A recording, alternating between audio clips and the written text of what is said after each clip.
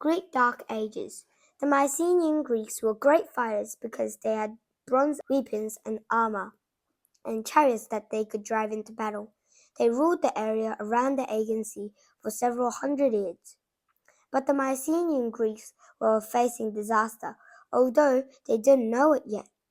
All around them, tribes of barbarians were also learning how to use bronze weapons and chariots.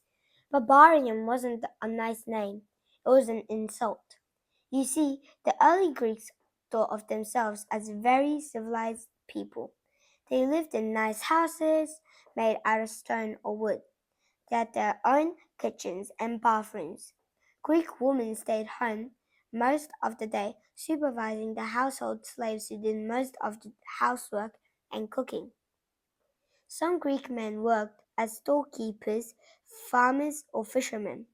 Others were craftsmen. They spent their time weaving cloth, creating pottery, or making other things in use for everyday life. Greek children went to school or had tutors.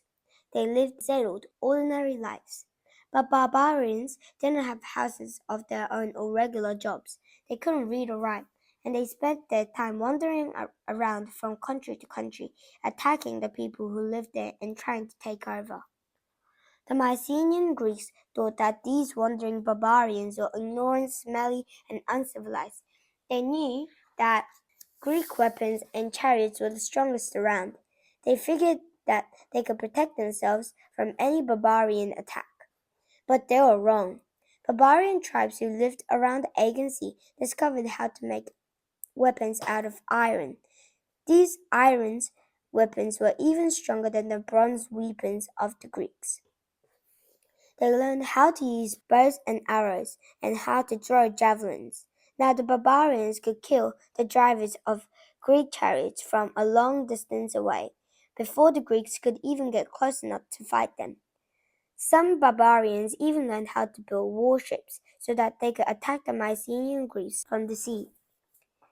These seafaring barbarians were called the Sea People. Some of them settled in Canaan and became known as the Philistines. The Greeks tried to fight off the barbarians. They built stronger and stronger walls around their cities.